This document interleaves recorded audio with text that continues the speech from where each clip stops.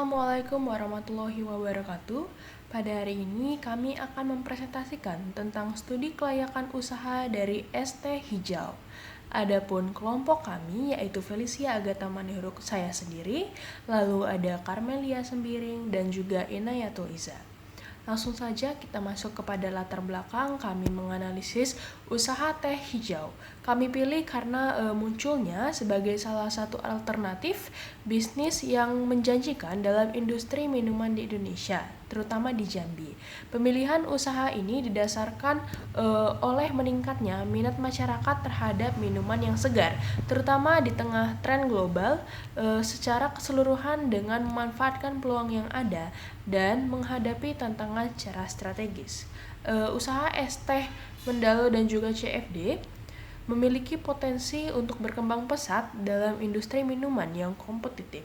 Ini melalui studi kelayakan usaha ini menjadi komprehensif, pemilik usaha dapat merumuskan langkah-langkah yang tepat untuk memastikan keberhasilan jangka panjang dari usaha es teh hijau ini. Adapun tujuan dari observasi kami untuk menilai kelayakan pasar yaitu menganalisis permintaan dan preferensi konsumen terhadap produk es teh hijau. Dengan memahami karakteristik pasar, pemilik usaha dapat menentukan segmen yang tepat untuk menyasar dan merancang strategi pemasaran yang efektif. Kedua, aspek pemasaran yang menjadi fokus utama dalam studi kelayakan ini. Hal ini mencakup analisis kompetitor, strategi promosi, serta saluran distribusi yang akan digunakan. Dengan informasi ini, usaha es teh hijau Mendalo dan CFD dapat merumuskan pendekatan pemasaran yang lebih efisien dan menarik bagi konsumen. Baiklah, di sini ada metodologi di mana dalam penelitian mengenai usaha teh hijau Mendalo dan CFD, pendekatan yang digunakan adalah metode kualitatif dengan fokus pada pengumpulan data melalui wawancara dan observasi. Aspek pasar, analisis pasar, target pasar. Target pasar es teh hijau adalah konsumen yang berada di CFD pada saat hari Minggu dan di Mendalo setiap hari, yang dimana tempat CFD tersebut selalu ramai karena dijadikan sebagai objek wisata, orang jogging, dan para pencari jajan. Dan tempat Mendalo juga sangat cocok untuk menjual es teh dikarenakan banyaknya mahasiswa dan masyarakat lain. Kedua tempat ini sangat cocok untuk tempat menjual minuman segar dan harga murah. Menghitung permintaan es teh hijau dalam 1 bulan. Data awal menunjukkan es teh hijau dapat menjual 30 cup per minggu di CFD pada saat hari Minggu. Kita akan mengasumsikan bahwa permintaan stabil dengan rata-rata penjualan per minggu sebesar 30 cup. Jika penjualan dilakukan setiap minggu selama 1 bulan, maka permintaan bulanan 30 cup dikali 4 hari sama dengan 120 cup. Jadi, permintaan bulanan diproyeksikan sebesar 120 cup untuk periode 1 bulan. Menghitung penawaran es teh hijau dalam 1 bulan. Penawaran es teh hijau bergantung pada kapasitas produktif es teh hijau. Jika es teh hijau mampu menyediakan 30 cup per minggu secara konsisten, maka penawaran juga bisa dihitung dengan asumsi produksi berjalan stabil setiap minggu. Maka penawaran per bulan 30 cup per minggu dikali 4 sama dengan 4 hari sama dengan 120 cup. Jadi penawaran bulanan juga mencapai 120 cup selama 1 bulan.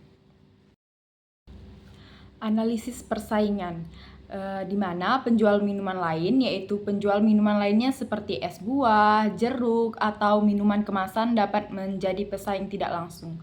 Mereka menawarkan produk yang serupa dalam hal kesegaran dan harga, sehingga dapat menarik minat konsumen yang sama. Yang kedua itu ada penjual makanan.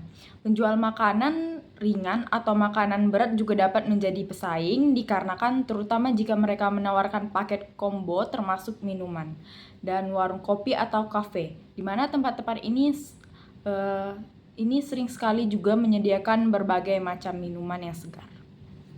Di sini ada aspek pemasaran, yang memiliki target pasar di mana usia 7-30 tahun yang menyukai rasa yang ringan, segar dan murah menjadi faktor utama menarik pelanggan. Yang kedua, lokasi. Lokasinya sangat strategis dengan membuka stand di CFD pada hari Minggu dan menjual di area Mendalo yang memang areanya mahasiswa. Ketiga, status ekonomi. Memiliki beberapa kelas ekonomi. Yang pertama ada kelas ekonomi menengah ke bawah, yang kedua pekerja formal, ketiga mahasiswa, keempat orang tua, dan kelima anak-anak. Dan yang keempat, minat. Di sini minatnya adalah penyuka minuman dingin dan segar dan minat terhadap produk lokal. Adapun strategi pemasarannya, yang pertama metode penjualan secara offline. Penjualan dilakukan setiap hari Minggu di CFD dan setiap hari di Mendalo. Lokasi stand di CFD di tempat yang ramai dengan target pengunjung CFD dan orang yang sedang olahraga. Dan promosinya fokus pada es teh hijau yang menyegarkan setelah berolahraga dan jalan-jalan santai. Sedangkan di Mendalo targetnya mahasiswa, anak-anak dan para pekerja lokal, dan posisi stand di area lalu lintas dengan promosi harga yang terjangkau. Yang kedua, metode penjualan secara online.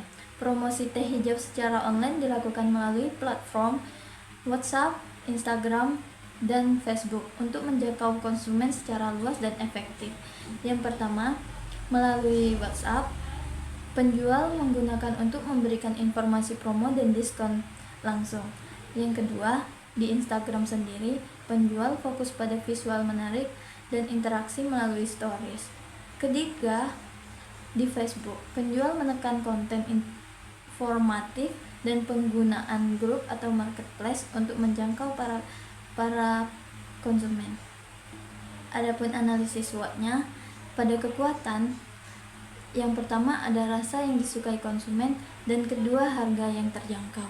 Di kelemahannya, yang pertama ada ketergantungan pada musim, kedua mudah rusak atau basi. Adapun peluangnya, yang pertama ada pertumbuhan konsumsi minuman siap minum, yang kedua kreasi rasa baru.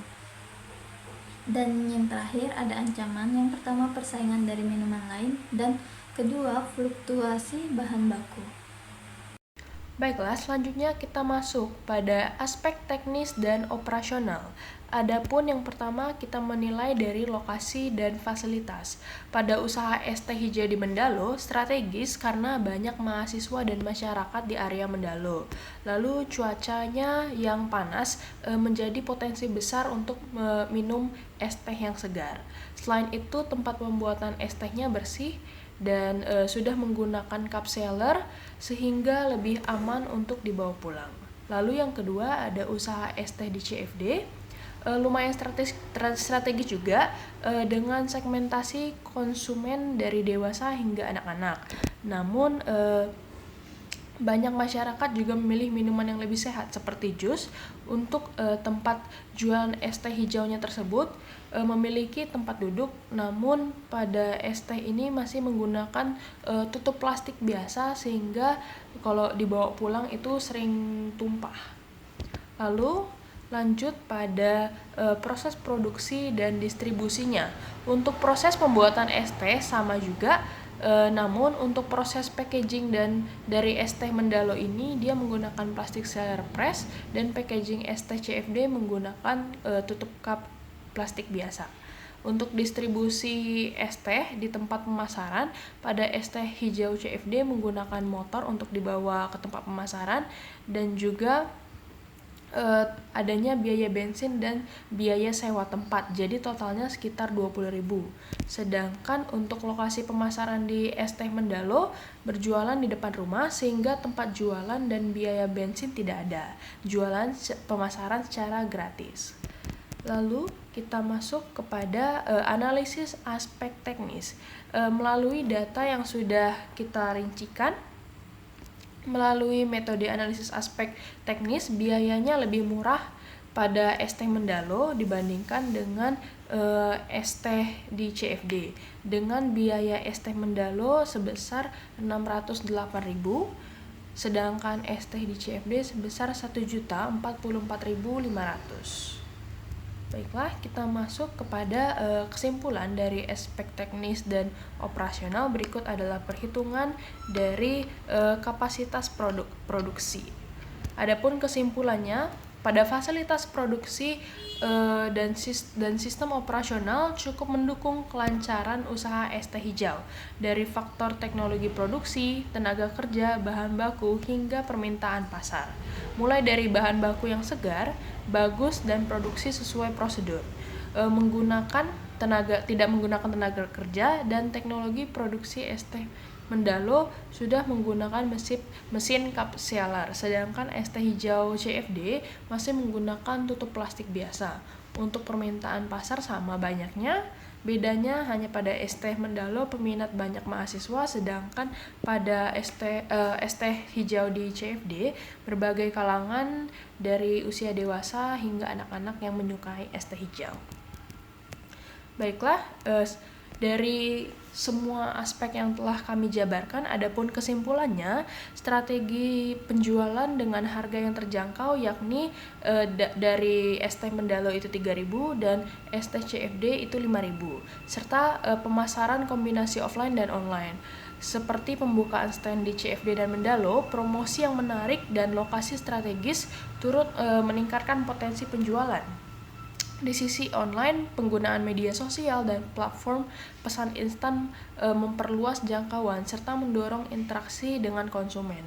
Selain itu, integrasi yang baik antara fasilitas, proses produksi, serta sistem operasional yang responsif terhadap perkembangan teknologi, tenaga kerja, bahan baku, dan permintaan pasar akan mendukung kelancaran usaha. Namun tetap perlu memperhatikan dinamika persaingan bisnis, pentingnya adaptasi serta perbaikan berkelanjutan untuk mempertahankan keberhasilan pasar es teh hijau. Berikut adalah beberapa dokumentasi wawancara kami. Baiklah, demikian presentasi kami. Mohon maaf apabila ada salah kata. Terima kasih.